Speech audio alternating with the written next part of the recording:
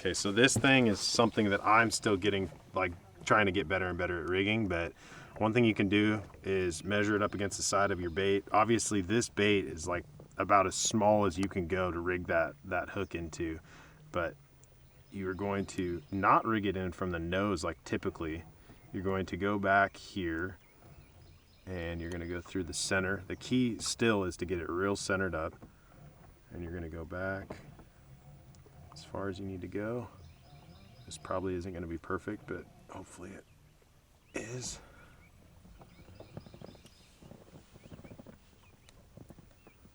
Okay, so far so good. Kind of have to just work that. It's almost like a nail weight. You kind of have to just work that in there, and then that little prong of the tip there, you poke that guy back in. Hey, that was actually not too bad. Weight is internalized in there. I'm not like super keen on how I rigged it. Obviously, the more you do it, the better you're going to get at it, but the idea is that it's all in there and it keeps it kind of neutrally balanced in the bait. You know, it's not out in front of the bait, it's not under the bait. That's the 3-inch minnow. Min-O. M-I-N-O. It's super, super light, which can be frustrating to get down to them, but it's so natural once it gets down there. It's like, it's not ripping down to the bottom. You don't have to fight it to keep it in the middle of the water column. You just basically get it down to them and just keep it there and just shake it ever so slightly, and we're about to get a bite. Oh, I thought he was gonna eat it, but he darted away from it. The shad are not, you know, they're not hugging the, you know, the bottom most of the time. Maybe there's a time where they are, but more often than not, they're mid-column, and they just kind of freely swim around, and that's what this bait does. It's just super natural, freely swims around. I mean, you just kind of get it down there and just, I mean, it's hovering. I mean, that's what it does. It just kind of hovers, just hangs out there in the middle of the water column.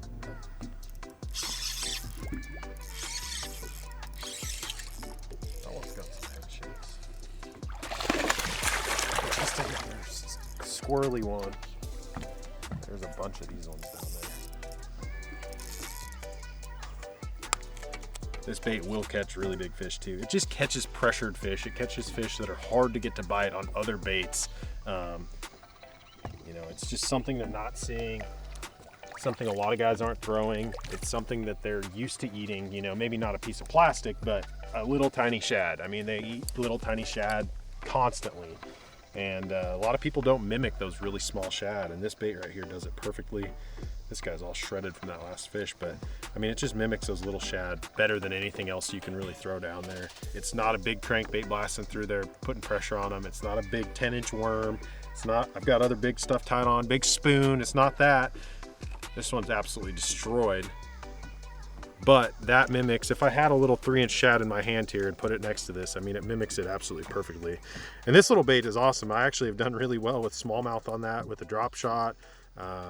It's just a real nice little versatile minnow style bait, but on this here, on these southern lakes, it mimics a little tiny threadfin shad perfectly.